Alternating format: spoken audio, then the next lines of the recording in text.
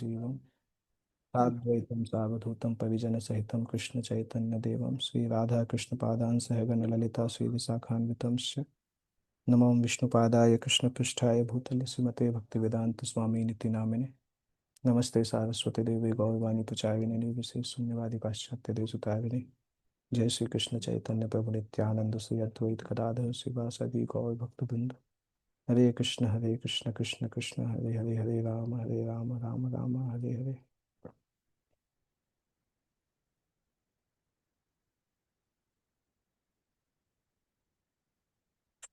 हरे कृष्ण। तो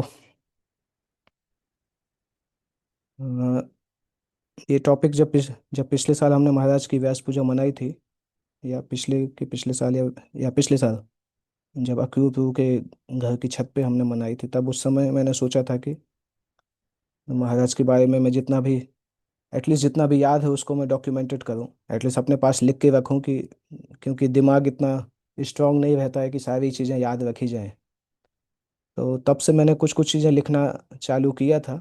जो भी जो भी मुझे महाराज के बारे में याद आता था, जो भी इंसिडेंट बिगिनिंग से याद आते थे, वो मैं लिख के रखता था।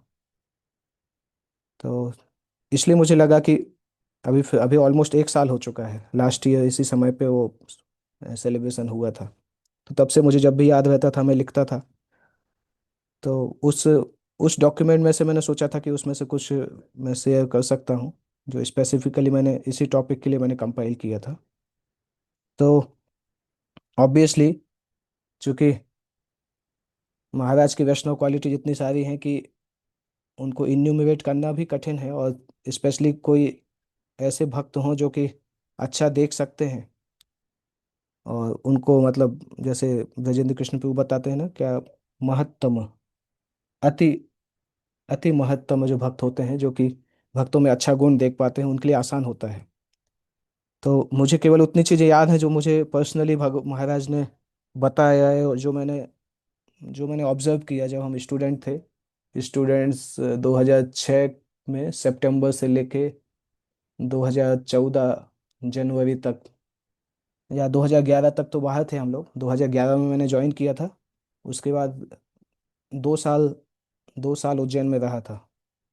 तो वो महाराज का डायरेक्ट एसोसिएशन था जब उसी आश्रम में हम लोग रहते थे। हालांकि महाराज का ट्रैवलिंग उस समय स्टार्ट हो गया था, महाराज ऑलरेडी संन्यास कैंडिडेट थे उस समय।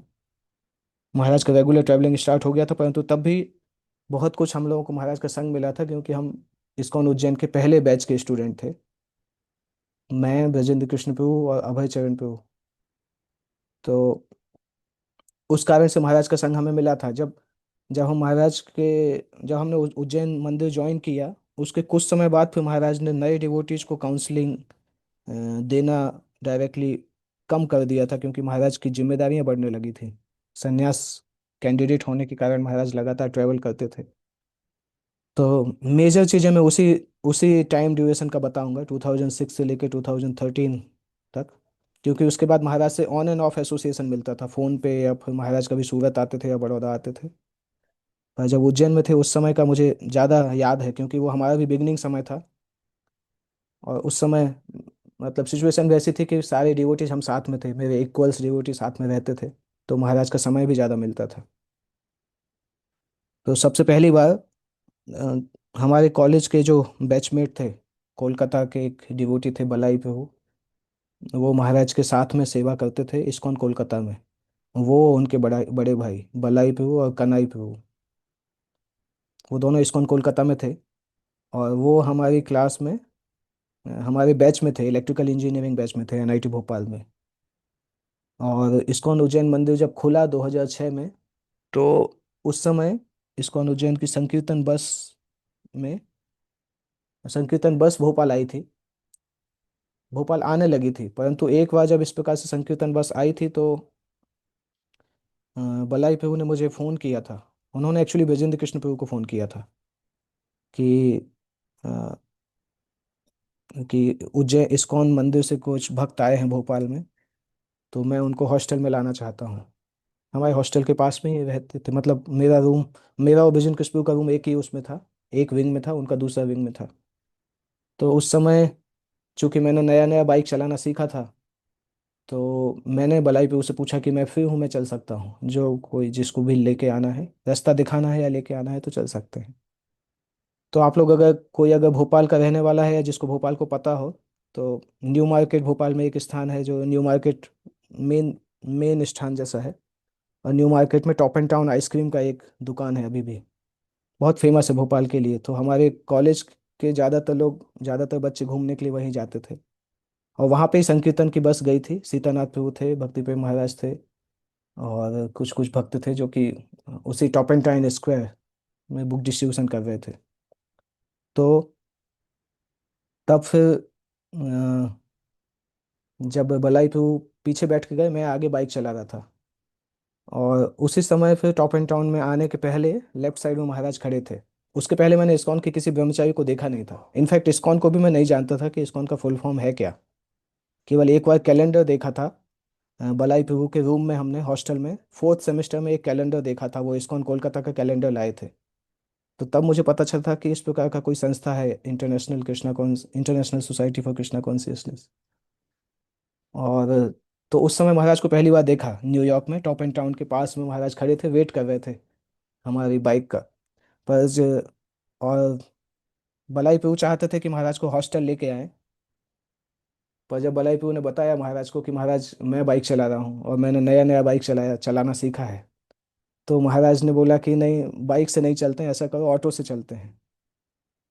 तो पहले ऐसा था कि महाराज मेरे पीछे बाइक पे बैठ के आने वाले थे, परंतु समहाउ चूंकि महाराज को पता था कि मैं अभी अभी सीखा हूँ, उसके पहले ही मेरा एक्सीडेंट भी हुआ था, कुछ एक आध महीने पहले ही एक्सीडेंट एक्सीडेंट हुआ था। तो फिर महाराज ने बलाई पे उसे बोला कि ऐसा करो, बाइक से इनको बाइक से जाने दो, तुम मेरे साथ ऑटो से चलो। तो महाराज उनके साथ, एक्चुअली महाराज अकेले ही आए थे, हॉस्टल अकेले आए थे। महाराज और बलाई पे वो बाइक से उस पे ऑटो से आए और हम लोग बाइक पे आए। और उस समय फिर हॉस्टल में अभय चरण प्रभु, ब्रजेंद्र कृष्ण प्रभु, मैं, हम तीन लोग थे हॉस्टल में। क्योंकि राधापाद प्रभु हॉस्टल में नहीं रहते थे, वो भोपाल के ही रहने वाले थे, तो वो अप डाउन करते थे। तो हॉस्टल में हम तीन लोग थे और बलाई प्रभु थे, तो हम लोग बलाई प्रभु के कमरे में गए। और वहाँ पे महाराज से तीनों लोग मिले पहली बार।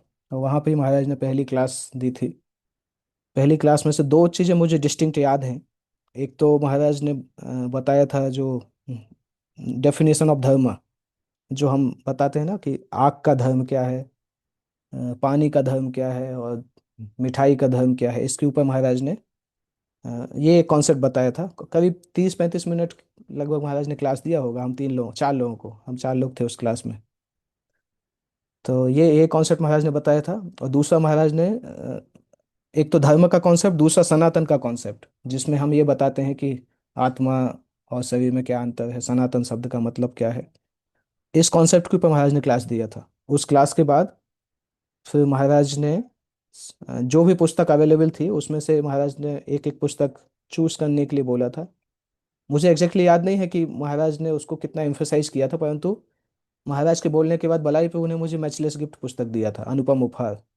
वो इसलिए वही पुस्तक पहला बुक है जो मैं नए लोगों को देता हूँ। जब भी मैं किसी नए भक्त से मिलता हूँ तो पहला वही पुस्तक देता हूँ, मैचलेस गिफ्ट। क्योंकि पहली बार हमें वो वही पुस्तक मिला था। और महाराज ने उस समय बोला कि आप लोग अभी क्लास में आए हो तो आप लोग माला करना चालू करिए। हमें पता नहीं था कि माला कहलाती क्या है, परंतु महाराज ने पूछा आप लोग एक एक माला करेंगे? तो मैंने बोला हाँ, एक माला करेंगे, क्या समस्या है, 10 मिनट में हो जाता है। और बलाई प्रभु के रूम में माला भी थी, उन्होंने नीम की माला रखी थी उन्होंने। तो नीम की माला और मैचलेस गिफ्ट, ये दोनों पुस्तक लेके हमारा चालू हुआ। ये बात है सितंबर 2006 की बात है, हमारा पांचवा सेमेस्टर चल रहा था, पांचवें सेमेस्टर का बिगिनिंग था। और मैं साथ साथ यहाँ भी आसाराम बापू से बहुत क्लोजली कनेक्टेड था, उनसे मैं दीक्षा लेना चाहता था उस समय। तो उसी बीच ये चल रहा था और मैचलेस गिफ्ट मैंने पढ़ना चालू कर दिया, मैचलेस गिफ्ट, और एक माला भी चालू कर दिया। मैचलेस गिफ्ट पढ़ा, उसके बाद एक पुस्तक थी योग पथ। फिर उसके बाद दिसंबर की छुट्टियों में, जब कॉलेज की छुट्टी थी, उस समय हम लोग इंदौर गए थे। इंदौर में एक नया, शायद उसके आसपास ही एक नया मॉल खुला था, जो कि मध्य प्रदेश में पहला बहुत बिगनिंग मॉल था, ट्रेजर आइलैंड नाम से। तो हमारे हॉस्टल से सबने बोला था कि इंदौर में बहुत बड़ा मॉल खुला है, तो हम जाएंगे देखने के लिए। और भी कुछ कुछ कारण थे, मेरी सिस्टर भी इंदौर में जो पढ़ाई कर रही थी आईपीएस एकेडमी में। तो तो वो सब करने के लिए अब इंदौर गए, तब हमने प्लान किया कि क्रिसमस के दिन इंदौर जाएंगे, उसके अगले दिन इंदौर से उज्जैन आएंगे। भलाई पे उन्हें ऑर्गेनाइज किया क्योंकि वो महाराज से मिलवाना चाहते थे।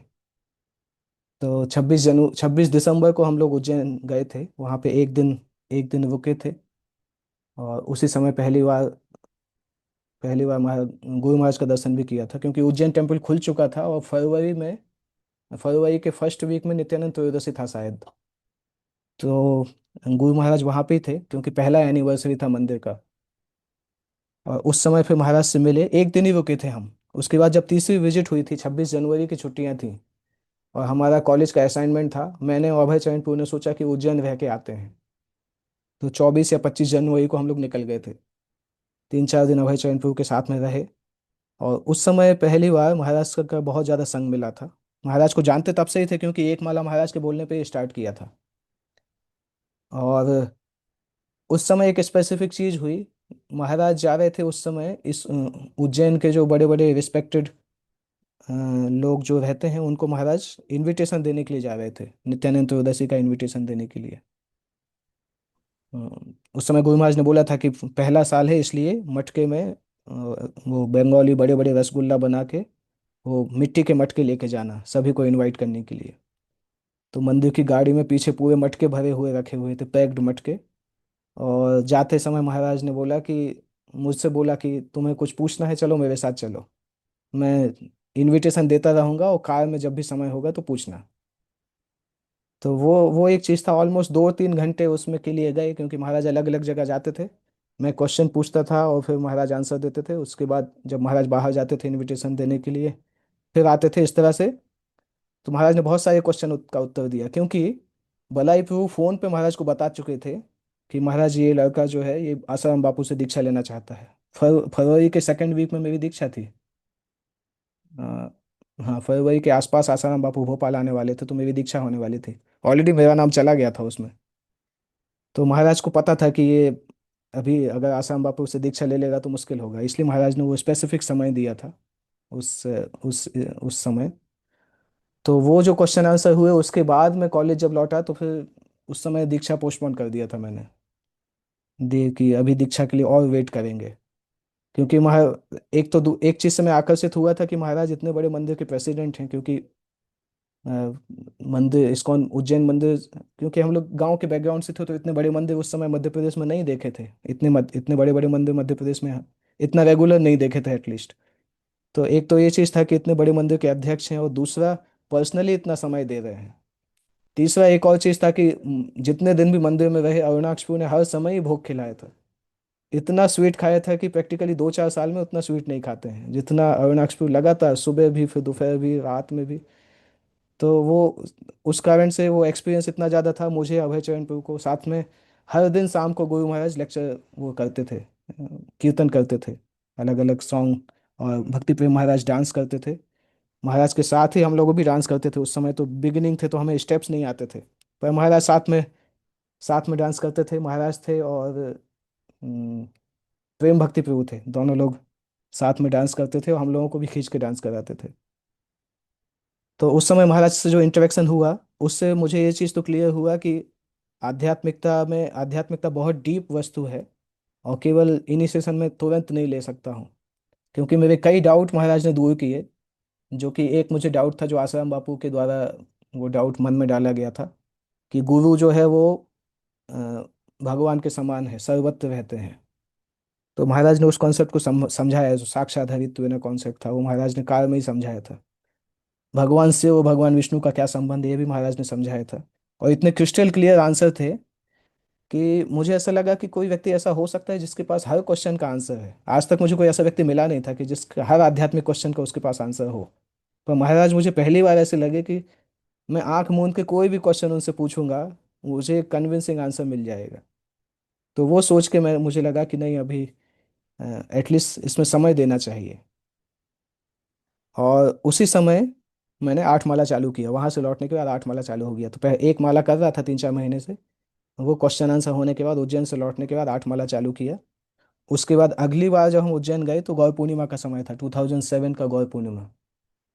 तो उस समय महाराज ने मंगल आरती के बाद हमसे बोला कि आज हम बैठ के माला करेंगे। और जब माला सर्कल में बैठ के किया, उस समय एडमिनिस्ट्रेटिव बिल्डिंग पर का काम चल रहा था। पूरा एडमिनिस्ट्रेटिव बिल्डिंग बना नहीं था जहाँ पे प्रेसिडेंट्स ऑफिस ये सब थे। तो वहाँ के बाहर का जो स्थान था, वहाँ पे महाराज ने बैठ के मॉर्निंग प्रोग्राम खत्म होने के बाद महाराज ने बोला आज कुछ और माला करते हैं, एक्स्ट्रा माला करते हैं। तो हम लोग तो 16 माला नहीं करते थे, इसलिए पहले हमने कुछ माला कर लिया था। उस दिन बैठ के महाराज के साथ 16 माला किया। और फिर 16 माला खत्म होने के बाद महाराज ने बोला कि अभी जिंदगी भर 16 माला करने का प्रयास करना। तो वो दिन था, तब हमारा 16 माला स्टार्ट हुआ 2007 में, मार्च का महीना, गौर पूर्णिमा का दिन। 1 माला, फिर 8 माला, फिर 16 माला। अभी जब मैंने 16 माला चालू किया गौर पूर्णिमा के दिन, और जब हम लौट के आए तो 16 माला चल रहा था। ब्रजेंद्र कृष्ण प्रभु वेट कर रहे थे कि मेरा 16 माला कब रुकेगा। क्योंकि उसके पहले मैं सबसे पहले चिन्मय मिशन में भी देख गया था मैं, फिर आसाराम बापू के पास भी गया था। 2-3 जगह धक्के खाए थे मैंने, अलग अलग मेडिटेशन ये सब करता था। और ब्रजेंद्र कृष्ण प्रभु देखते रहते थे कि ये कुछ चालू करता है फिर बंद हो जाता है। तो उनको लग रहा था कि 16 माला करना तो जोश जोश में चालू कर दिया है, परंतु कुछ ज़्यादा चला नहीं पाएगा। तो गौर पूर्णिमा पे मैंने चालू किया 16 माला। और वो देख रहे थे, 3 हफ्ते निकले, रामनवमी आया। गौर पूर्णिमा से 24 दिन बाद रामनवमी आता है ना, 15 + 9, हाँ 24 दिन बाद आता है। तो गौर पूर्णिमा 2007 में मैंने चालू किया। 24 दिन तक देखने के बाद रामनवमी पे उन्होंने चालू किया 16 माला। ने बोला हाँ ये तो 24 दिन चला लिया, मतलब कुछ तो सीरियस है। इस तरह से हम दोनों ने 16 माला स्टार्ट किया। और उसके बाद फिर मार्च के बाद अप्रैल में महाराज हमारे कॉलेज में आए थे। और मुझे याद है पहली बार कॉलेज में आए थे तो बलाई प्रभु के रूम में एक बार रुके थे। पर फिर क्योंकि वहाँ दो दो नाइट स्टे किए थे, 2 नाइट और 1 दिन। तो दूसरी नाइट महाराज मेरे रूम में आके रुके थे, जो मेरा हॉस्टल में रूम था। उस समय महाराज वहाँ पे आके रुके थे। और महाराज के डर से हम सभी लोग 4 बजे उठ गए थे मंगल आरती के लिए। क्योंकि हमने उज्जैन में अटेंड किया था, तो पता था कि महाराज हैं तो कुछ कर। मुझे तो एक्चुअली मुझे याद है कि मुझे पूरी रात ही नींद नहीं आई थी, क्योंकि महाराज पलंग पे सो रहे थे, मैं नीचे सो रहा था। तो यही डर लग रहा था, पता नहीं क्या एटिकेट है, वो भय जैसा लग रहा था कि हमें एटिकेट ही नहीं पता है कि कोई साधु सो रहे हैं तो क्या करना चाहिए। और उस समय फिर महाराज और भी कुछ भक्तों से मिले थे।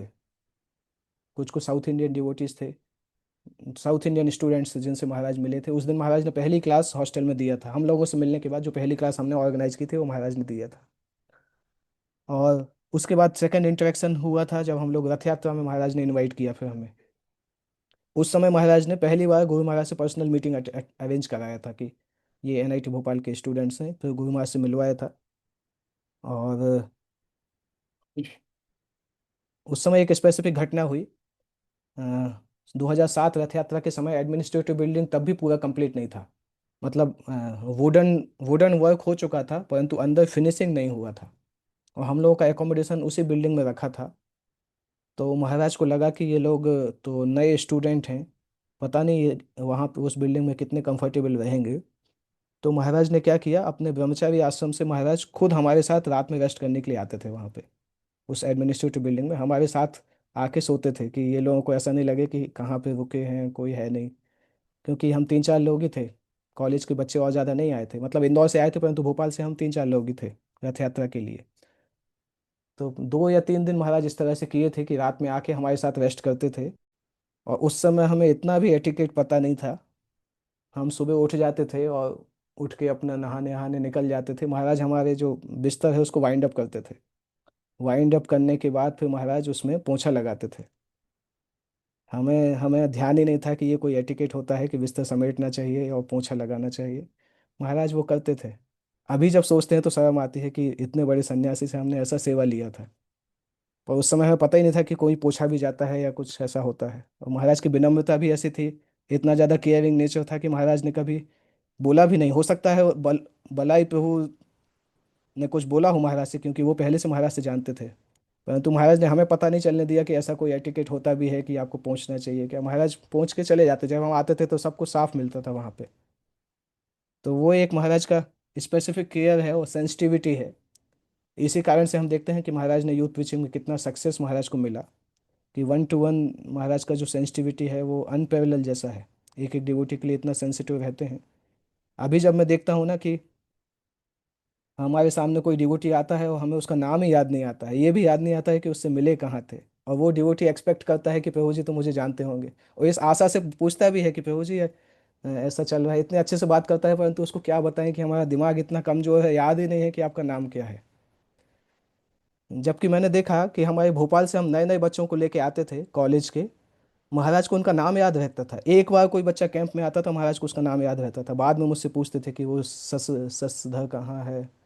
और कुछ कुछ बच्चे हमारे बैच के थे, वो आते थे, तो महाराज उनसे जब भोपाल आते थे तो उनसे मिलते भी थे, उनको बुलाते थे हॉस्टल में स्पेसिफिक। तो एक चीज़ मैंने देखा कि एक तो स्पिरिचुअल प्योरिटी से आता है, या फिर हमारे अंदर उतना कंपैशन हो। जब उतना कंपैशन रहता है तब हम उतना याद रख पाते हैं। हमारे पास उतना कंपैशन नहीं रहता तो याद नहीं रख पाते। हम में से कई भक्तों को कोई समस्या होगी कि डिवोटीज का नाम याद नहीं रहता है, क्योंकि हम इतने सारे डिवोटीज से मिलते हैं। मैं तो अभी यही भूल जाता हूँ कि बड़ौदा में मिला, कि सूरत में मिला, कि राजकोट में मिला है, अहमदाबाद में मिला है, ये भूल जाते हैं कहाँ का डिवोटी है। शर्म भी आती है कई बार कि उससे पूछें कैसे कि प्रभु जी आपका नाम याद नहीं आ रहा है। पर महाराज का और गुरु महाराज का भी ये नेचर था कि उनको अ, जबरदस्त मेमोरी जैसी थी। और उसके लिए महाराज ने मुझे बाद में बताया, जब मैं महाराज के साथ लंदन गया था, तो मैंने महाराज से ये प्रश्न किया था कि महाराज मुझे कुछ याद नहीं रहता, आप कैसे सब कुछ याद रख लेते हो, हर जगह के डिवोटीज का कैसे याद रखते हो। तो महाराज ने एक चीज़ बताया था कि मैं एक काम करता हूँ, मेरे पास एक डायरी है, पतली सी डायरी है, उसमें जिस स्थान पर मैं जाता हूँ वहाँ से जाने के बाद डिवोटीज का नाम मैं लिख लेता हूँ। तो जब मैं दूसरी बार वहाँ पे जाता हूँ तो मुझे कुछ पता रहता है, थोड़ा थोड़ा अंदाजा रहता है। और बाकी महाराज का मेमोरी तो स्ट्रांग है, क्योंकि वो पहचान जाते हैं देख के। तो वो प्रैक्टिस मैंने महाराज से पूछने के बाद स्टार्ट किया, कि कहीं अगर नई जगह पे जाते हैं तो मैं वहाँ के प्रोमिनेंट डिवोटीज का नाम लिख लेता हूँ। तो उससे बहुत कुछ फ़ायदा अभी मिलता है कि एकदम से ब्लैंक नहीं रहते हैं कि किससे बात कर रहे हैं। और महाराज ने बोला प्रैक्टिस से होता है, पर्सनलाइज रिलेशनशिप अगर जिसका नेचर है वो आसानी से याद रख सकता है। और ये इसके बाद हमारा फाइनल ईयर चालू हुआ, और महाराज भोपाल आते थे, पहले महाराज आते थे, फिर कुछ समय बाद महाराज ने कृष्णाचंद्र प्रभु को भेजना चालू किया। परंतु उस फाइनल ईयर में क्या होता था, हम लोग हर छोटे बड़े फेस्टिवल पे या वीकेंड में अपने क्लास के बच्चों को या सेकेंड ईयर फर्स्ट ईयर के बच्चों को लेके आते थे उज्जैन, समहाउ। और मोस्ट ऑफ द टाइम ऐसा होता था कि हम 15-20 का महाराज को इन्फॉर्म करते थे, और ट्रेन में बैठते समय हम 2-3 ही बचते थे, बाकी सबका कैंसिल हो जाता था। कई बार ऐसा हुआ कि हम महाराज को बोलते थे महाराज हम स्टूडेंट्स का कैंप लेके आ रहे हैं, कैंप लेके आ रहे हैं। ट्रेन में बैठते समय महाराज से बोलते थे महाराज सबका कैंसिल हो गया, हम लोग आ रहे हैं। महाराज बोलते ठीक है तुम लोग आ जाओ कम से कम। और हम तीनों 3-4 लोगों के लिए महाराज कैंप भी करते थे, जो भी क्लासेस थी वो कैंसिल नहीं करते थे, महाराज क्लासेस करते थे और भी ज़्यादा समय मिलता था। तो चूंकि पहला बैच था इसलिए उतना पर्सनलाइज एसोसिएशन मिला। अभी कई बार ऐसा लगता है कि अगर हम 20-25 बच्चों को लाते तो हो सकता है उतना संग नहीं मिल पाता, पर अकेले आते थे तो वो पूरा कंडेंस एसोसिएशन मिलता था।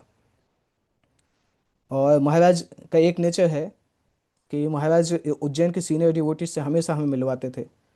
प्रेम भक्ति प्रभु से बहुत रेगुलर क्लासेस महाराज करवाते थे। उस समय एक और घटना मैंने देखी थी, हम ऊपर, क्योंकि उस समय इतने सारे नियम नहीं थे, तो कभी कभी स्टूडेंट सेकंड फ्लोर ब्रह्मचारी आश्रम में भी जाते थे, प्रसाद लेने के लिए कई बार जाते थे वहाँ पे। तो वहाँ पे एक बार मैंने देखा कि महाराज एक्चुअली इतने सिंपल हैं कि वो उनको कई बार फैसिलिटी एक्सेप्ट करना ही मुश्किल होता है। तो वहाँ पे सेकंड फ्लोर में महाराज टैप का पानी पी रहे थे, और अरुणाक्ष प्रभु पीछे से देख रहे थे। तो अरुणाक्ष प्रभु ने महाराज के हाथ से गिलास लिया, उस पानी को फेंक के फिल्टर वाला पानी दिया महाराज को पीने के लिए, कि नहीं आपको वो नहीं पीना है, आपको ये पीना है। और दोनों लोग इतने अच्छे से मुस्कुरा रहे थे, मुझे लगा ये पहली बार ऐसा सीन देखा कि आध्यात्मिक संसार में कैसी डीलिंग्स होती हैं महाराज के बीच में और अरुणाक्ष प्रभु के बीच में जो देखा। वो अभी भी मुझे याद है एग्जैक्टली सीन, वो दिमाग के उसमें फिक्स है कि महाराज पानी पी रहे थे, अरुणाक्ष प्रभु ने गिलास लिया, उसको फेंका और पानी भर के महाराज को दिया मुस्कुराते हुए। तो ये रेगुलर था। उसके बाद एक घटना हुई फाइनल ईयर में, हमने RKDF कॉलेज एक भोपाल में था, वहाँ पे प्रीचिंग चालू किया था। स्पेशली मैंने और ब्रजेंद्र कृष्ण प्रभु ने, दो लोगों ने सोचा था कि हम प्रीचिंग करेंगे, कुछ तो क्लास देंगे, क्योंकि महाराज चाहते थे कि, महाराज बोलते थे कि आप लोग जब तक कॉलेज में हो तभी तक प्रचार कर पाओगे, क्योंकि स्टूडेंट लाइफ ख़त्म हो जाएगी तो फिर ये दिन कभी नहीं आएगा कि आप इतने स्टूडेंट्स के बीच में घिरे रहोगे। तो उस कारण से मैं और ब्रजेंद्र कृष्ण प्रभु को थोड़ा शौक हुआ कि हम चालू करते हैं। RKDF एक कॉलेज था भोपाल में, RKDF में हम लोगों ने क्लास दिया हॉस्टल में। और दो तीन क्लासेस दिया, उसके बाद प्रीचिंग तो ठीक ठाक ही हो रहा था क्योंकि बच्चे आ रहे थे। और हमारा क्या था, हमारा खुद का भक्ति बहुत डामाडोल था। हम लोग अ, रात में माला करते थे, रात में 11:30 बजे चालू करते थे, 1:30 बजे तक माला करते थे। तो आधे इस दिन की माला थी, आधे उस दिन की माला थी, परंतु हम लोग उसको 16 माला काउंट करते थे कि ठीक है 16 माला कर रहे हैं कैसे भी करके। पर नाइट में 2-3 बजे सोते थे, नाइट कैंटीन से आने के बाद सोते थे हम लोग, जल्दी उठने की आदत नहीं पड़ी थी उस समय। तो हम लोग महाराज को रिपोर्ट देने के लिए गए कि महाराज हम लोग यहाँ प्रीचिंग कर रहे हैं इस तरह से। और उस समय महाराज, वो एडमिनिस्ट्रेटिव बिल्डिंग में जो तीन तीन रूम है ना, तो उसमें राइट साइड वाले रूम में अभी शायद वहाँ पे अकाउंट डिपार्टमेंट है कि क्या है पता नहीं, लास्ट रूम था राइट साइड में, घुस के बाद जो राइट साइड में था, वहाँ पे प्रेसिडेंट का ऑफिस था। तो महाराज वहाँ पे बैठे थे, वहीं पे हम मिलने गए। मैं था, ब्रजेंद्र कृष्ण प्रभु थे, अभय चरण प्रभु भी थे उस समय उस यात्रा में, कि थे नहीं याद नहीं है, पर हमें दो तो थे। तो महाराज ने सब कुछ सुना, उसके बाद महाराज ने बोला वो गेट थोड़ा बंद करो। और हमने गेट बंद किया अंदर से। महाराज ने, फिर महाराज ने डांटना चालू किया। वो पहली डांट थी एक्चुअली महाराज की, 1 साल से महाराज ने डांटा नहीं था। महाराज ने जब डांटना चालू किया, महाराज ने बोला तुम लोग खुद ही सुबह 3 बजे सोते हो और क्लास में जा जा के प्रचार करते हो कि ये कैसा प्रचार है। अगर आप खुद फॉलो नहीं कर सकते हो, so this is not the preaching, this is cheating. आप लोगों को चीट कर रहे हो, आप लोग प्रीच करने के लिए क्वालिफाइड ही नहीं हो। इस तरह से महाराज ने बोला कि तुम लोग क्या सोचते हो कि तुम बहुत अच्छे कॉलेज से हो, वो घमंड लेके घूमते हो, तुम्हें क्या लगता है कि तुम कोई एनआईटी भोपाल में, भोपाल से हो तो क्या तुमने दुनिया जीत लिया है। इस तरह से कई चीज महाराज ने स्ट्रांगली बोला पहली बार। हमें आए महाराज से मिले हुए 1 साल हो गया था लगभग। उस डांट का ये प्रभाव हुआ कि जैसे ही हम कॉलेज गए, उसके बाद से अगले दिन से मंगल आरती चालू हो गया था हमारा, 4 बजे उठना चालू कर दिया था सबने, हॉस्टल में ही मंगल आरती चालू कर दिया था महाराज की डांट के कारण। और तो वो एक निर्णायक चीज था जब हमने पहली बार देखा कि महाराज स्ट्रांगली बताते भी हैं, और जब किसी पे अपना अधिकार रखते हैं तो महाराज उसको डांटते भी हैं। वो चीज़ हमने पहली बार फील किया, पर उससे हमारी आध्यात्मिक साधना सुधर गई। उज्जैन जाने के पहले हमारी माला 1:30 बजे 2 बजे रात में ख़त्म होती थी। वहां से लौटने के बाद सुबह 4:30 पे मंगल आरती करके माला चालू कर देते थे, 7 सवा 7 तक माला खत्म कर देते थे। उसके बाद वो पूरा फाइनल ईयर हॉस्टल में उसी तरह से चला। इवन एग्जाम टाइम पे भी मेरी माला सवा 7 8 बजे हो जाती थी, उसके बाद ही मैं एग्जाम की पढ़ाई चालू करता था। 16 माला का वो ऐसा रूटीन महाराज ने लगा दिया था कि सुबह उठ के पहला काम वही करते थे, उसके बाद ही कुछ और चीज़ सोचते थे।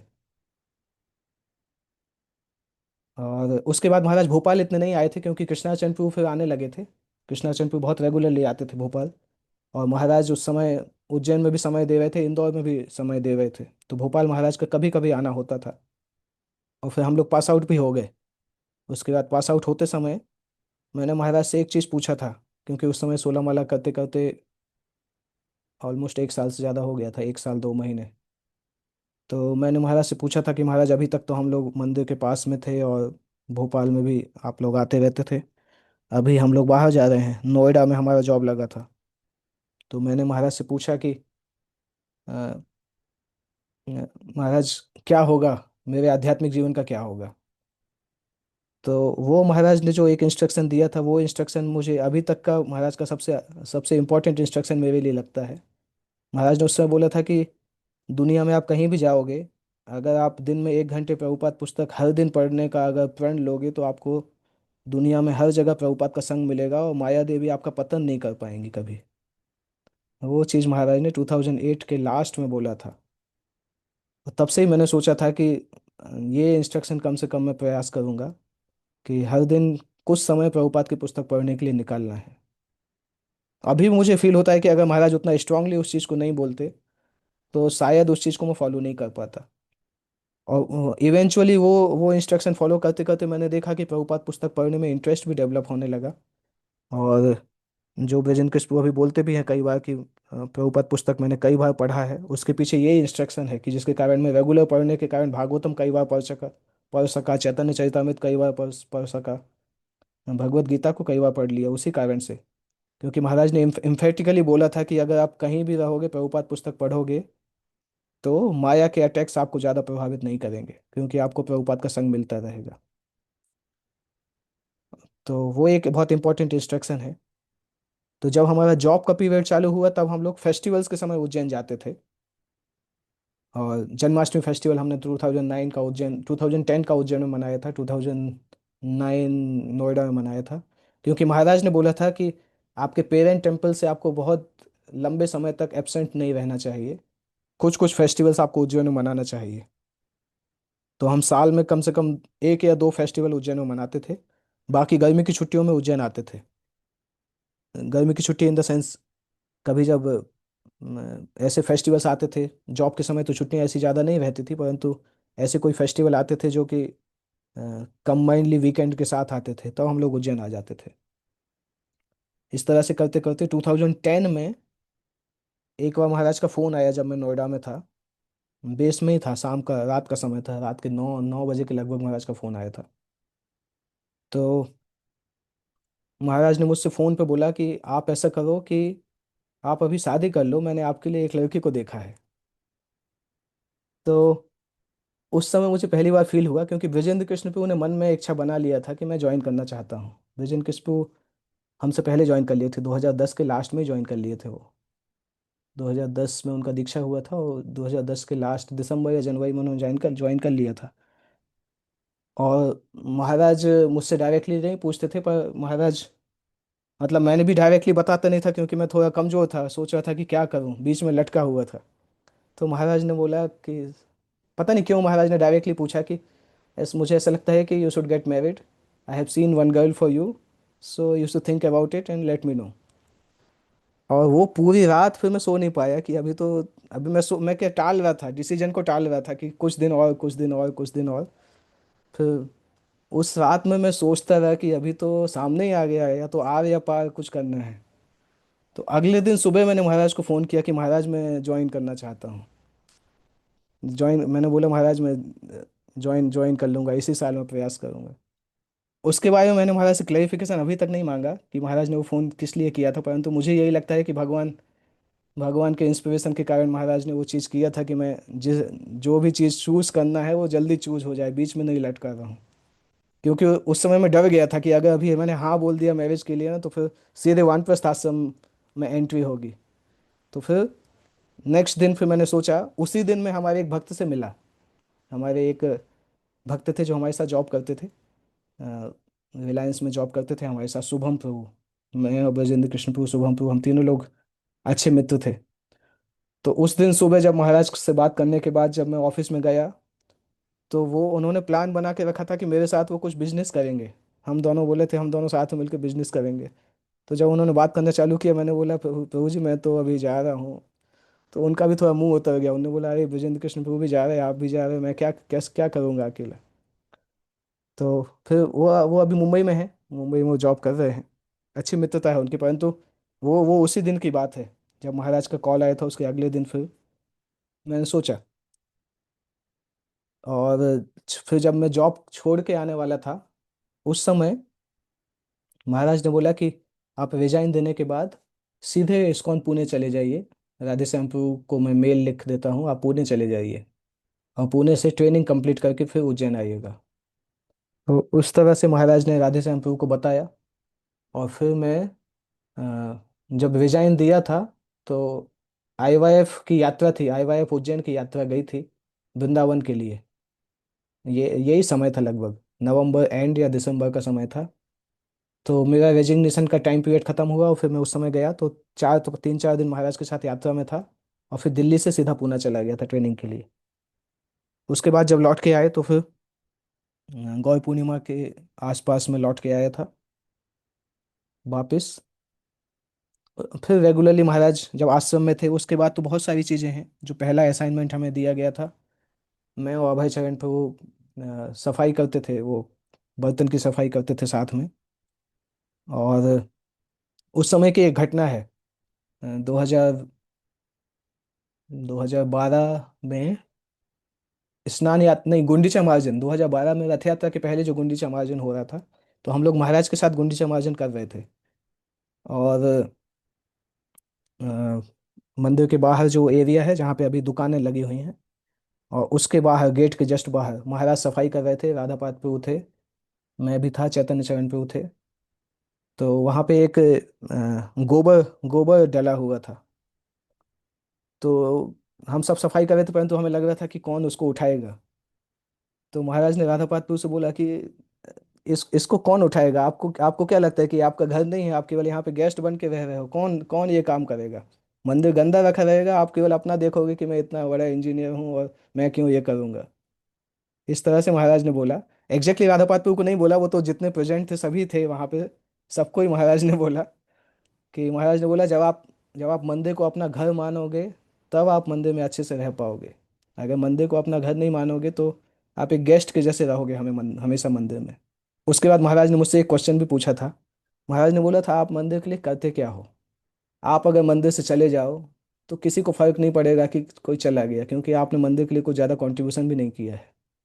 आपसे ज़्यादा कंट्रीब्यूशन तो कोई एक भक्त है जो कि हर दिन झाड़ू लगाता है, वो भी आपसे ज़्यादा कंट्रीब्यूशन करता है। वो जाएगा तो याद आएगा कि कम से कम झाड़ू लगाने वाला कोई नहीं है। आप तो चले जाओगे तो किसी को याद भी नहीं आएगा कि कौन चला गया, क्योंकि आपने कुछ किया ही नहीं है।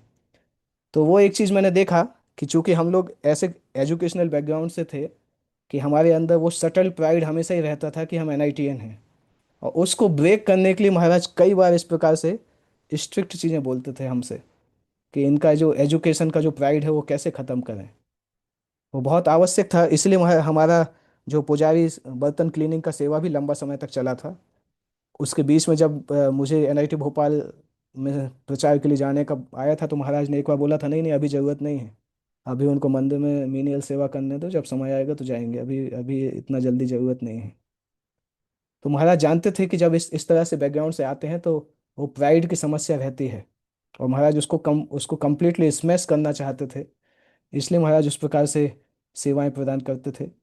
और कई क्वेश्चन के आंसर महाराज उसी उसी अनर्थ को दूर करने के लिए देते थे। स्पेसिफिक मैंने वो चीज़ देखा भी।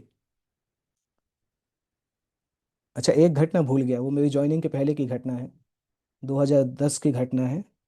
2010 में मैंने अपने ऑफिस में बैठे हुए इस्कॉन बेंगलोर के वीडियोस देखे थे। कुछ वीडियोस देखे थे इस्कॉन बेंगलोर के, जिसमें इस्कॉन के स्पिरिचुअल मास्टर्स की ब्लास्फेमी और ये सब था उसमें। और उन वीडियोस को देखने के कारण क्या हुआ था, अगले दिन मैंने सोलह माला नहीं किया था। मेरा श्रद्धा पूरा, फेथ जो है वो पूरा सेकंड अप हो गया था। सोलह माला मैंने बंद कर दिया था करना। और सोलह माला बंद किया तो बहुत डिस्टरबेंस था माइंड में, परंतु समझ में नहीं आ रहा था कि क्या करें क्या करें। पूरे दिन ऑफिस में था। ऑफिस से लौट के जब मैं आया तो मैंने महाराज को फ़ोन किया, और फ़ोन करके मैंने महाराज को बोला कि महाराज मैंने इस्कॉन बेंगलोर की वीडियोस देखे हैं इस तरह से। तो उस समय महाराज का सबसे हैवी रूप मैंने अभी तक देखा है। महाराज का जो हैवी रूप था फ़ोन पे, महाराज ने बोला था कि अगर अगर आपको जहर खा के मरना ही है तो मर जाओ, फिर मेरे पास क्यों आते हो? इस तरह से महाराज ने बोला था। महाराज ने बोला, इस्कॉन बेंगलोर की वीडियो देखना आपके लिए जहर के समान है, और आप इस तरह से हंसते हुए मुझे बता रहे हो कि आप ये जहर पी के बैठे हुए हो। महाराज ने बोला था, अगर आगे से आपने इस तरह से वीडियो देखे तो मेरे सामने कभी मत आना। अगर तुमने जानबूझ के अगली बार कभी इस्कॉन बेंगलोर की वीडियोस देखे तो फिर मुझसे कोई आशा मत करना। आप लोग अगर मरना चाहते हो, सुसाइड करना चाहते हो तो करो। इस तरह से महाराज ने बोला था। करीब 10-15 मिनट महाराज ने डांटा था। और फिर मैंने ये भी बोला, महाराज आज मैंने सोलह माला भी नहीं किया, तो उससे महाराज और ज़्यादा नाराज हो गए। तो वो एक घटना थी। उसके बाद से आज तक मैंने कभी क्लिक नहीं किया, इस्कॉन बेंगलोर से रिलेटेड किसी चीज़ पे क्लिक नहीं किया। अभी कभी कभी भक्त बोलते हैं, पर उनका वीडियो सुन के उनके उनके जो उनके जो आर्ग्यूमेंट्स उनको काटने के लिए वीडियो सुनिए, तब भी मुझे डर लगता है कि नहीं, इतना खतरनाक महाराज ने डांटा था। अभी मैं उनके पता चलता है कि अगर उनका वीडियो है तो मैं खोलता ही नहीं हूँ वीडियो, चाहे कुछ भी हो उसके अंदर। अगर कभी कुछ आर्गुमेंट काटना होता है तो मैं कोई और भक्त से बोल देता हूँ, प्रभु जी आप वो वीडियो सुन के मुझे उसका समरी बता देना, फिर मैं उसको आर्गुमेंट को काट दूंगा, परंतु मैं खुद सुनने वाला नहीं हूँ। तब से आज तक मैंने इस्कॉन बेंगलोर के एक भी वीडियो नहीं सुने, उनसे रिलेटेड कोई भी वीडियो आज तक सुना ही नहीं। क्योंकि महाराज ने क्लियरली बोला था कि ये जहर पीने के समान है। अगर आप इस प्रकार की डिविएंट फिलोसफीज को फॉलो करोगे, ये जहर पीने के समान है। तो एक चीज़ है कि महाराज बहुत सॉफ्ट भी हैं, परंतु जब वो हमें प्रोटेक्ट करना चाहते हैं आध्यात्मिक जीवन में, तो बहुत हार्ड डिसीजन भी ले सकते हैं। वो उनकी जेन्युइन कंसर्न के लिए आता है कि ये व्यक्ति अपने आध्यात्मिक जीवन को विनाश नहीं कर ले। इसलिए महाराज कभी कभी इस प्रकार से बोलते हैं। और एग्जैक्टली महाराज के पास जब हम जाते हैं ना, तो महाराज को पता होता है कि हमारे हमारे अंदर कौन सी समस्या है। जैसे एक एक क्वालिटी होती है, बहुत एडवांस डिवोटी जो पाई जाती है वो क्वालिटी, कि अगर कोई व्यक्ति प्रश्न पूछता है तो उस प्रश्न के पीछे क्या बैकग्राउंड है उसके दिमाग में, वो समझ से आता है। कोई अगर टीचर तो बहुत एक्सपर्ट टीचर बनता है। महाराज के अंदर वो क्वालिटी है। आप महाराज को क्वेश्चन पूछने जाएंगे तो कई बार आप देखेंगे कि महाराज उस क्वेश्चन का डायरेक्ट आंसर नहीं करते हैं, परंतु जिस अनर्थ के कारण वो क्वेश्चन हार्ट में आया है उस अनर्थ को डायरेक्टली एड्रेस करते हैं। ऐसा लगता है कि जैसे हमने जो सोचा है वो महाराज को पहले पता है, कि हमसे भी ज़्यादा महाराज हमारे हमारे अनर्थ को जानते हैं। कई बार मैंने फील किया कि वो क्वेश्चन का रूट जहाँ से आता है उस रूट को महाराज आंसर करते हैं। तो वो एक कला जो है वो या तो किसी, कोई अगर इतना एडवांस है कि उसका परमात्मा के साथ कनेक्शन है इस तरह से, तब ऐसा हो सकता है। भगवान क्योंकि अगर किसी को गाइड करें तब पता चल सकता है। उससे हम समझ सकते हैं कि महाराज का आध्यात्मिक स्टैंडर्ड कितना कितना ऊंचा है। क्योंकि इस तरह से हमने पहले सुना है कि प्रभुपाद जब अपने शिष्यों को देखते थे तो शिष्य सोचते थे हमारे अंदर की सारी गंदगी दिखाई दे रही है। और महाराज की आंखों में अगर आप आंखें डालेंगे ना तो भी मुश्किल होता है महाराज की आंखों से आंखें मिलाना, कुछ ही सेकंड के लिए मिलाना मुश्किल होता है। अभी भी मुझे फील होता है, अपने आप आंखें झुक जाती हैं। वो प्योरिटी के कारण आंखें टच करना मुश्किल होता है। हमें यह भी लगता है कि महाराज सब देख रहे हैं कि हमारे अंदर क्या चल रहा है। इसलिए आप लोगों का भी एक्सपीरियंस होगा, महाराज की आंखों से आंखें हम ज़्यादा देर नहीं मिला पाते। वो प्योरिटी ऐसा है कि अपने आप ही आंखें नीचे हो जाती हैं। आप बहुत देर तक उस तरह से नहीं कर सकते हो। तो महाराज के आध्यात्मिक एडवांसमेंट के कारण है जो गुरु महाराज की कृपा से और महाराज की सिंसियरिटी के कारण महाराज को जो आध्यात्मिक एडवांसमेंट है महाराज का, उस एडवांस डिवोशन के कारण ये वस्तुएं हैं कि महाराज इतना expertly one two one level पे लोगों को गाइड कर सकते हैं। और एक बार ऐसा भी हुआ था कि मैं महाराज के साथ वहाँ इंदौर गया था। महाराज इंदौर बेस में जाने वाले थे, जानकी जानकी नगर बेस में। तो उज्जैन मंदिर से बातचीत करते हुए निकले। फिर मैंने सोचा कि मंदिर की गाड़ी तो रखी हुई थी, वो महाराज तो प्रेसिडेंट ही थे। तो मैं तो यही आशा कर रहा था कि महाराज अभी जाएंगे और गाड़ी से जाएंगे। पर महाराज मेरे साथ बात करते करते नाना खेड़ा बस स्टैंड तक गए। फिर वहाँ पे लोकल बस में बैठ के हम लोग गए। महाराज को सीट भी नहीं मिली, जो सीट मिली थी महाराज ने मुझे बिठा दिया जबरदस्ती बोल के कि आप बैठ जाओ। एक डेढ़ घंटे तक खड़े खड़े गए। और वहाँ पे भी महाराज ने किसी को बोला नहीं कि मैं बेस पे आ रहा हूँ। और महाराज वहाँ वहाँ से भी कुछ लोकल लोकल चीज़ लेके ही गए। तो वो एक चीज़ है, महाराज इतना सिंप्लिसिटी है ना कि पोस्ट के लिए उनको कोई वो नहीं है। जो कृष्ण दास का जो आइडेंटिटी होता है, एटर्नल आइडेंटिटी, महाराज उसमें इस तरह से फिक्स है कि उसके ऊपर के डेजिग्नेशन महाराज को अफेक्ट नहीं करते हैं। और वो डेजिग्नेशन महाराज केवल सेवा के लिए उपयोग करते हैं। और वो डेजिग्नेशन कभी भी स्वयं को फैसिलिटी देने के लिए उपयोग नहीं करते हैं। इसी तरह से मंदिर में मेरी एक सेवा थी जिसमें हमें वृंदावन जाना था कार्तिक के महीने में। गुरु महाराज का सेमिनार था वृंदावन में। और टिकट बुकिंग का सेवा मुझे करना था। उस समय मुझे टिकट बुकिंग का सेवा दिया गया था। और टिकट बुकिंग इतना टाइट था कि हमने टिकट बुक किए, 14 टिकट बुक किए। 14 में से 4 टिकट, 3 टिकट कंफर्म थे, बाकी सब वेटिंग में थे। और फाइनली भी ऐसा हुआ, 4 टिकट कंफर्म हुए, 10 टिकट कंफर्म हुए नहीं। तो उस समय एक भक्त थे, लंदन यूके के भक्त थे, वृद्ध भक्त थे। उनका टिकट भी कंफर्म नहीं हुआ। जब मैंने महाराज को जाके बोला महाराज उनका टिकट कंफर्म नहीं हुआ, तो महाराज बोलते हैं कि महाराज थोड़ा नाराज हुए। महाराज अपने उनके महाराज के टिकट कंफर्म नहीं हुआ उसके लिए नाराज नहीं हुए, पर बोले कि वो जो यूके के डिवोटी हैं वो गुरु महाराज के बहुत क्लोज हैं। उनको उनका कैसे हम, उनको तो हमें देना ही पड़ेगा सीट कैसे भी हो। तो उनको महाराज ने एक सिंगल सीट दिया। और महाराज जिस सीट पर रेस्ट कर रहे थे, स्लीपर का ही सीट था वो, उस सीट पर महाराज के साथ 2 भक्त और एक ही सीट पे 3 लोग रेस्ट, 3 लोग बैठे हुए उज्जैन उज्जैन से मथुरा तक गए थे। तो प्रैक्टिकली महाराज रात भर सोए नहीं, क्योंकि महाराज किसी उस समय हमारे कृष्णदास प्रभु छोटे थे, उनकी एज ज़्यादा नहीं थी। तो महाराज ने कुछ देर उनको सुला दिया, फिर दूसरे को सुला दिया। और मैंने देखा कि महाराज रात भर माला भी कर रहे थे। जितनी बार भी मेरी नींद खुलती थी महाराज माला ही करते रहते थे। पूरी रात माला कर रहे थे। और अगले दिन सुबह जब महाराज रेस्ट करने गए, हम उस समय गौशाला के पीछे हमारा एकोमोडेशन था, जैसे ही सुबह हम लोग पहुंचे तो महाराज 2-5 मिनट रेस्ट करने के लिए गए। जैसे ही लेटे वैसे ही रसानंदपुर का फोन आया कि गुरु महाराज बुला रहे हैं। तो महाराज तुरंत स्नान करके वहां पे चले गए गुरु एमवीटी में, गुरु महाराज के क्वार्टर में। उसके बाद फिर महाराज दिन भर आए ही नहीं। फिर तो अगले 2-3 दिन तक महाराज साथ में ही थे। तो एक एक और एस्पेक्ट है कि महाराज का अपने इंद्रियों पे इतना ज्यादा नियंत्रण है ना कि अपने शेड्यूल को किसी भी हिसाब से वो मैनेज कर लेते हैं। स्पेशली भागवतम की लैंग्वेज में उसको बोला जाता है जो स्निग्ध भक्त होते हैं, जो कि सुपीरियर के हिसाब से अपने आप को बेंड करने के लिए हमेशा तैयार है। तो महाराज का जीवन इसीलिए था कि गुरु महाराज की खुशी के लिए जीना, गुरु महाराज को जो भी अच्छा लगता था उस हिसाब से अपने आप को एडजस्ट करना। गुरु महाराज के बोलने से महाराज इंडिया में अपना पूरा प्रीचिंग छोड़ के 1.5 2 साल के लिए ड्यूलैंड ड्यूलैंड चले गए थे। प्रैक्टिकली इतना आसान नहीं है इस तरह से करना। पूरा महाराज का बहुत एक्सपेंडेड फील्ड था। उस पूरे फील्ड को छोड़ के महाराज लगा कंटिन्यूअसली ड्यूलैंड में अमेरिका में जाके रहे थे। राधेश्याम टू ने ही मुझसे बोला था कि ऐसे बहुत रेयर एग्जाम्पल हैं जो कि स्पिरिचुअल मास्टर के बोलने से इस लिमिट तक जाके सेक्रीफाइस करने के लिए तैयार रहते हैं। और एक बार मैंने पूछा था, एक्चुअली महाराज से कभी कभी मतलब मेरा रिलेशन इस प्रकार से था कि कभी कभी मैं महाराज से कुछ ऐसी चीज़ें पूछ लेता था जो बहुत पर्सनल रहती थी। तो एक बार उज्जैन में महाराज अपने रूम में चैंटिंग कर रहे थे, मैंने जाके पूछा, बात बात में मैंने महाराज से पूछा कि महाराज मेरे मन में इतने प्लान प्लान बनते हैं कि ऐसे प्रचार करना चाहिए, ये करना चाहिए। तो फिर महाराज ने कुछ बोला नहीं, परंतु महाराज ने एक सेंटेंस बोला।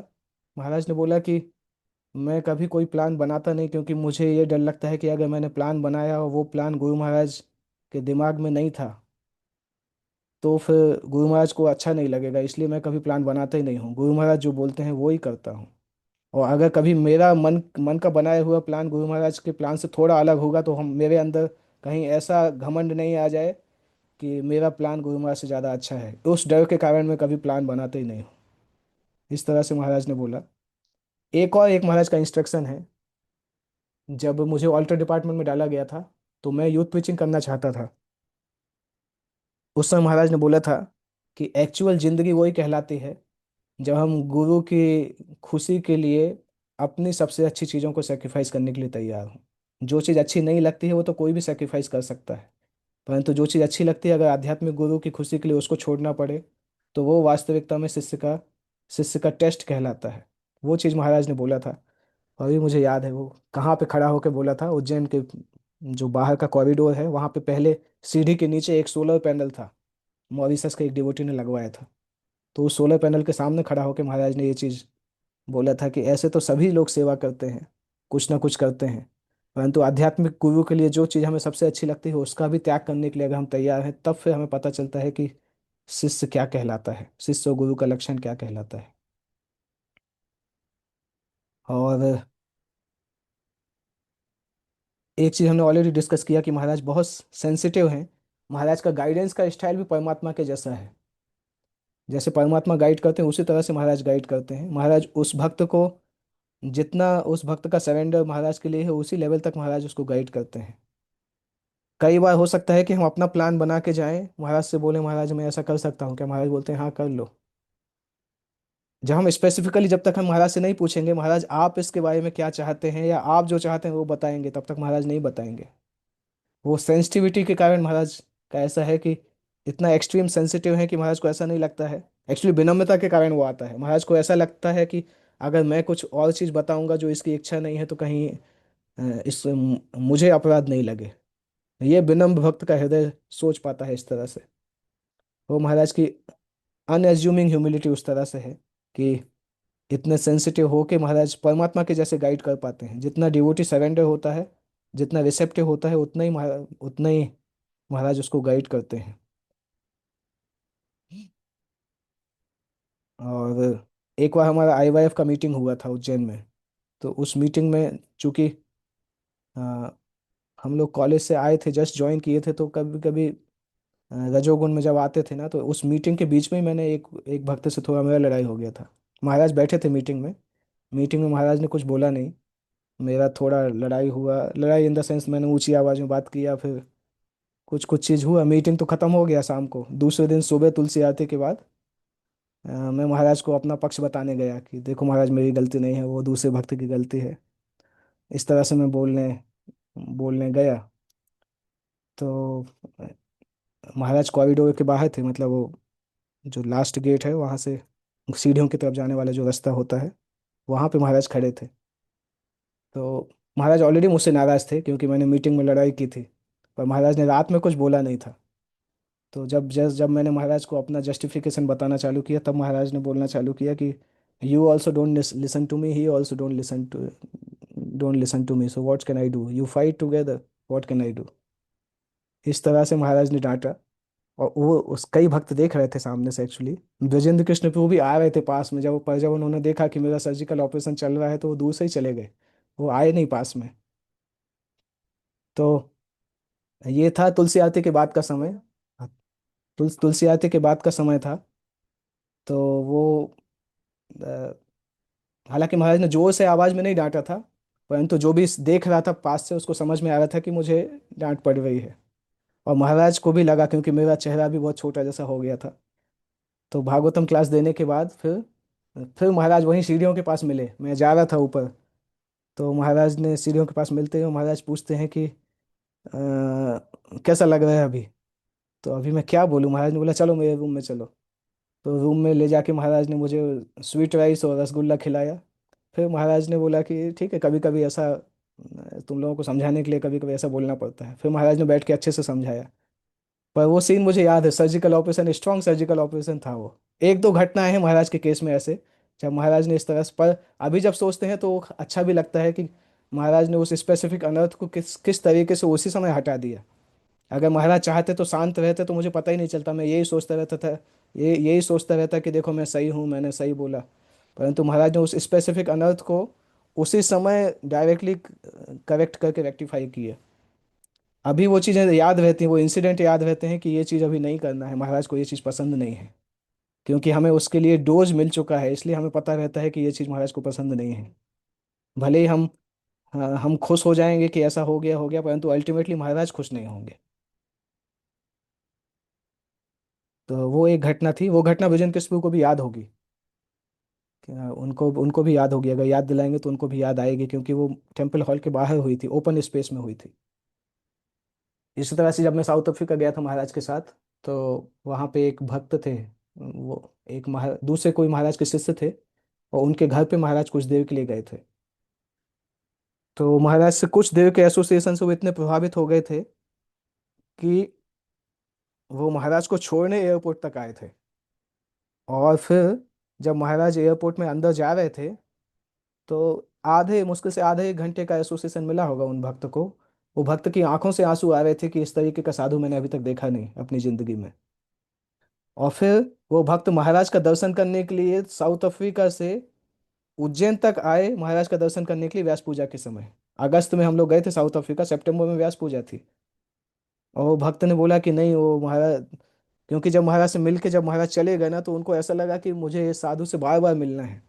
तो इतने धनी भक्त नहीं थे, परंतु उन्होंने बोला कुछ भी होगा मैं दूसरे से पैसा लेके जाऊंगा, फ्लाइट का टिकट करा के उज्जैन जाऊंगा और महाराज से मिलूंगा। और वो आए उज्जैन में, महाराज से मिले वो आके व्यास पूजा के समय। तो इस तरह से वो देख के मुझे याद आता है कि जो हम शास्त्र में श्लोक पढ़ते हैं ना, लवो मात्र साधु संग सर्व सिद्धि होय, किस प्रकार से शुद्ध भक्त लोगों को भगवान की तरफ आकर्षित करते हैं। महाराज के साथ में एक बार तारकेश्वर गया था, कोलकाता के पास में। वहाँ छोटा सा एक घटना हुआ था। महाराज रात में मॉस्किटो नेट लगाते हैं। मॉस्किटो नेट लगाते में वो उसका जो रोप्स होते हैं वो चारों तरफ बांधना पड़ता है। तो मैं थे और एक और भक्त थे, महाराज हमें बोल के गए कि आप मॉस्किटो नेट लगा देना। तो हमें तो कील भी नहीं दिख रहा था, कहाँ पे लगाएं क्या करें। समहाउ कहीं ना कहीं कील ढूंढ के लगाया। और मैंने जो गांठ लगाया, वो गांठ तो जूते वाली जो गांठ रहती है ना, वो गांठ गांठ पता नहीं उसमें क्या हो गया। जब महाराज ने आके जब उसको चेक किया तो वो गांठ ऐसे खींचने से खुली नहीं। तो महाराज ने बोला तुम इतनी पढ़ाई करने के बाद ये छोटी छोटी चीज नहीं जानते, क्या मतलब है तुम्हारी जिंदगी का। मतलब डायरेक्टली हो सकता है ऐसा नहीं बोला हो, परंतु महाराज उतने खुश नहीं थे। महाराज बोले थे देखो ये छोटा सा सेवा है, पर भी तो तब वो सेवा भी आप लोग ठीक से नहीं कर पाते हो। तो और वो चीज़ सही था, मुझे गांठ लगाते समय मुझे लग रहा था कि ये कहीं गड़बड़ नहीं हो जाए। क्योंकि जब कील पे जब गांठ लगाते हैं तो एग्जैक्टली ये गांठ लगती नहीं हो, वो कुछ ना कुछ गड़बड़ी हुई जिसके कारण से वो गांठ वैसी नहीं लगी, वो खुली नहीं वैसे उस तरह से। इसी तरह से लंदन में एक बार जब महाराज के साथ गए थे, तो मैं महाराज का कपड़ा प्रेस कर रहा था, प्रसाद प्रसाद बना रहा था। तो महाराज ने बोला था कि ये सब सेवाएं तो आवश्यक हैं, परंतु आप मेरे साथ में आए हो तो मैं जिससे मिलता हूँ उससे आपको मिलना चाहिए, कम से कम रिलेशन डेवलप करना चाहिए। केवल अगर यही करते रहोगे तो फिर मेरे साथ आने का लक्ष्य कैसे पूरा होगा। मैं तो साथ में आया हूँ जिससे कि आप और लोगों से भक्तों से पहचान बना सके। वो एक चीज महाराज ने इंस्ट्रक्शन दिया था। साथ साथ जब हम लोग उज्जैन से बड़ौदा आने वाले थे, तब महाराज ने एक चीज बोला था कि जब पत्नी अपने मायके से ससुराल जाती है तो ससुराल से ही उसकी अर्थी निकलती है। इसी तरह से गुरु महाराज आपको उज्जैन से बड़ौदा भेज रहे हैं, तो वो आपके लिए ससुराल के समान है। वहाँ पे आपको रहना है और प्रचार करना है, इतना अच्छे से इस तरीके से व्यवहार करना है कि गुरु महाराज खुश हों। ये इंस्ट्रक्शन महाराज हमारे साथ जब आए थे बड़ौदा, तभी पहले दिन बड़ौदा में आके महाराज ने, पहला दिन तो नहीं, जब महाराज को हम लोग छोड़ने गए थे तो रेलवे स्टेशन पर महाराज ने बोला था। ये एग्जाम्पल, एग्जैक्टली यही एग्जाम्पल दिया था कि हो सकता है आप लोगों को, क्योंकि उज्जैन में आप रहे हो तो हो सकता है उतना संग नहीं मिले, और आप लोग नए नए हो तो हो सकता है उतना अच्छा नहीं भी लगे, परंतु गुरु महाराज ने बोला है तो गुरु महाराज के बोलने के लिए आपको इतने अच्छे व्यवहार के साथ यहाँ पे रहना है कि आप यहाँ पे रह के गुरु महाराज का नाम ऊंचा कर सकें। इस तरह से महाराज ने वो उदाहरण दिया था, मायके और ससुराल का उदाहरण। ओके, ये कुछ कुछ घटनाएं हैं जो कि मुझे इमीडिएटली याद आती हैं। किसी को कोई प्रश्न अगर पूछना है तो पूछ सकते हैं।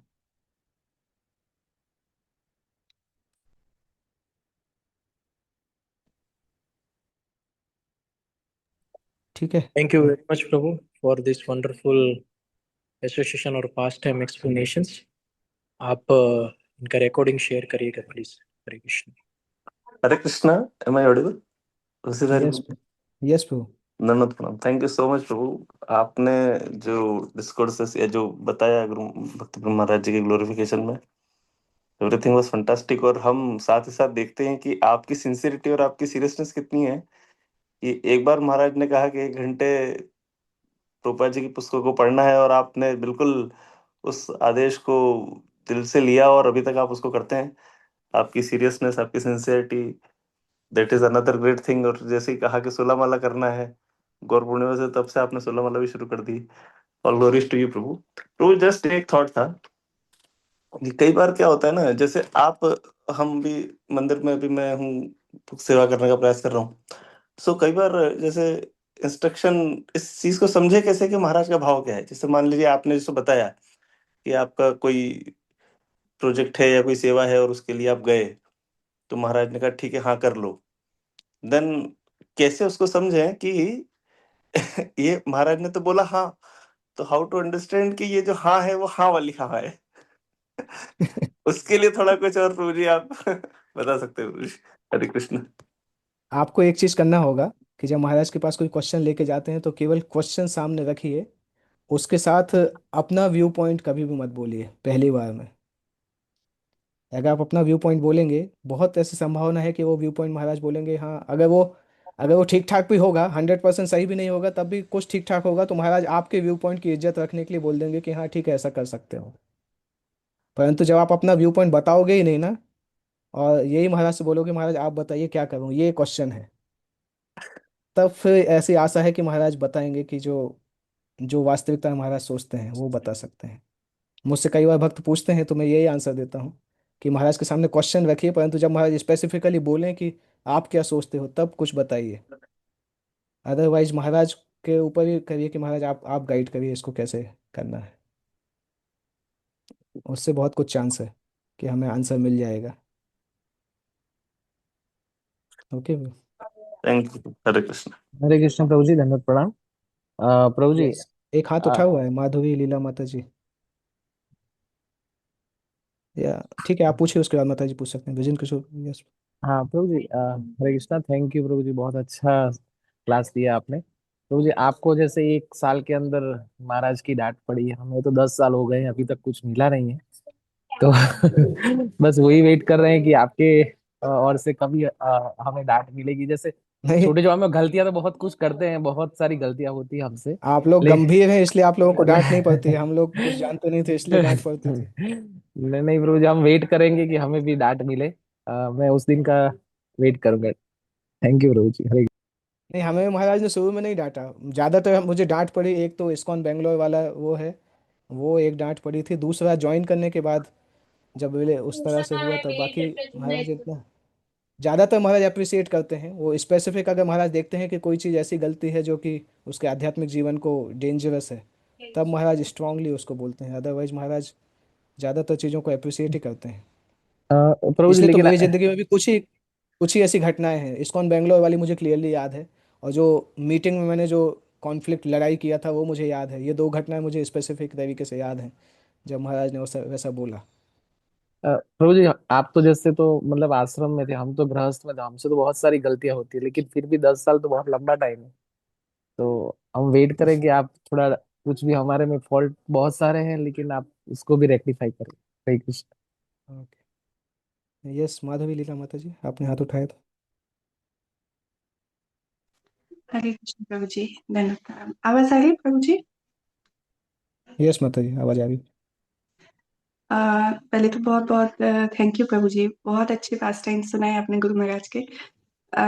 कई बार ऐसे फील होता है कि पहले कभी नहीं सुने, मतलब और मैंने रियल में कभी नहीं सुने गुरु महाराज के पास टाइम, क्योंकि पहले कभी ऐसा लगा ही नहीं कि सुनना चाहिए। लेकिन अभी लास्ट 2 से 3 साल पहले ही सुनना स्टार्ट किया, और फिर समझ में आता है कि गुरु महाराज मतलब एक जैसे सागर होता है ना, तो सागर की गहराई नहीं नापी जा सकती, तो वैसे गुरु महाराज की अच्छाइयां हैं, तो उनकी अथाह नहीं पा सकते। तो थैंक यू सो मच, आप सब भक्तों के मुंह से सुनने का सौभाग्य मिलता है। और मुझे एक क्वेश्चन था प्रभु जी, कि जैसे आपने बोला कि मैंने एक बार अपने थॉट बताए थे गुरु महाराज को, तो मतलब महाराज को, तो उन्होंने बोला था कि मैं अपने गुरु महाराज को ऐसे नहीं बोलता हूँ, क्योंकि मुझे लगता है कि अगर मेरा थॉट उनसे ज्यादा अच्छा हो गया तो अपराध ना लग जाए या मुझे अभिमान ना आ जाए, इस टाइप से। तो जैसे अ, आपको तो महाराज का काफी संग मिला, और महाराज को भी उनके गुरु महाराज का काफी डायरेक्टली, मतलब डायरेक्टली इंस्ट्रक्शंस मिलते थे क्या करना क्या नहीं करना। लेकिन अब हमें तो नहीं मिलते हैं डायरेक्टली। हाँ, हमें ये पता है कि गुरु महाराज का मूड ऑफ प्रीचिंग है कि मतलब जितना ज्यादा प्रचार कर सको उतना अच्छा। तो अभी प्रचार के लिए हमें कैसे गाइडेंस मिलेगा, अगर हम जैसे अपने कुछ पॉइंट ऑफ व्यू रखें, गुरु महाराज को कुछ बोले, तो जैसे आपने बताया कि वो तो बोल देंगे कि ठीक है कर सकते हो ऐसा। तो अभी हमें समझ में कैसे आएगा कि हमें किस वे में प्रचार करना है, गुरु महाराज क्या चाहते हैं एग्जैक्टली हमसे, तो हम हम्म। कैसे उनको ये बात बताएं या पूछें? एक चीज है जो कि हमें समझना होगा कि ऐसा नहीं है कि महाराज हमेशा हमारे प्लान को हाँ बोलेंगे, दैट मीन्स उनकी वो इच्छा नहीं है। क्योंकि कई फील्ड में कभी कभी स्पिरिचुअल मास्टर कई फील्ड में हमें उतना फ्लेक्सिबिलिटी भी देते हैं। जैसे महाराज की इच्छा है प्रचार करने की, और अगर हम प्रभुपाद ने या कोई इस्कॉन के कोई और सीनियर वैष्णव ने अगर हमें प्रचार का कोई स्पेसिफिक फॉर्मेट दिया है कि आप इस फील्ड में प्रचार करिए, तो महाराज उस हमारे उस प्लान से भी खुश होंगे, क्योंकि अल्टीमेटली वो मूवमेंट के प्रचार के लिए है। तो ऐसा हमेशा नहीं है कि वो चीज़ जब महाराज स्वयं बोलेंगे तभी महाराज खुश होंगे। क्योंकि महाराज चाहते हैं कि इस्कॉन का प्रचार बढ़ना चाहिए। कोई भी बोनाफाइड तरीके से अगर हम प्रचार कर रहे हैं, उसमें प्लान कर रहे हैं, सफलता मिल रही है और हमारे सीनियर्स खुश हैं, तो फिर महाराज भी उसको अप्रूव करते हैं। क्योंकि अल्टीमेटली गुरु को सेवा हम इंस्टीट्यूशन के थ्रू ही कर रहे हैं। जो भी इस्कॉन में जो भी हम सेवा कर रहे हैं, वो सेवा आध्यात्मिक गुरु की सेवा से भिन्न नहीं है। दोनों सेवाएं एक समान ही मानी जाती हैं। तो उस अंडरस्टैंडिंग के द्वारा हम प्रचार कर सकते हैं। और ये भी है कि जब कभी हम स्पिरिचुअल मास्टर से मिलते हैं तो हमें वैसे क्वेश्चंस अपने पास बना के रखना चाहिए। जो जो क्वेश्चन हम उनसे पूछना चाहते हैं वो क्वेश्चन हमें उनसे पूछना चाहिए जब हम मिलते हैं तब। तो और वो क्वेश्चंस को हमें चाहे तो रिकॉर्डिंग भी करके रखें या लिख के रखें उनके आंसर्स, क्योंकि वो हमारे लिए गाइडिंग लाइट जैसे हो सकते हैं वो क्वेश्चंस के जो आंसर हैं। तो जब भी हम स्पिरिचुअल मास्टर के पास जाते हैं, पर्सनल मौका मिलता है, तो हमें जो जेन्युइन क्वेश्चन है हमारे पास रहना चाहिए जिस पे हम सही में गाइडेंस चाहते हैं। तो वो गाइडेंस जो उनका स्निपेट्स जैसा मिलेगा, इंस्ट्रक्टिव गाइडेंस, और साथ साथ इस्कॉन के सीनियर वैष्णव हमें उस दिशा में गाइड करेंगे प्रचार कैसे आगे बढ़ाना है, तो अल्टीमेटली वो आध्यात्मिक गुरु उससे खुश होते हैं जब उससे प्रचार बढ़ता है तो। ओके। जी, जी प्रभु जी, thank you so much. Hare Krishna. Ramlila प्रभु। Harish और डॉक्टर जी, यस प्रभु। Thank you for the wonderful session. मेरा प्रश्न है, जैसे आपने बताया कि जैसे महाराज आप लोग वहां रहते थे तो महाराज आप लोग चले जाते थे, लेकिन महाराज पीछे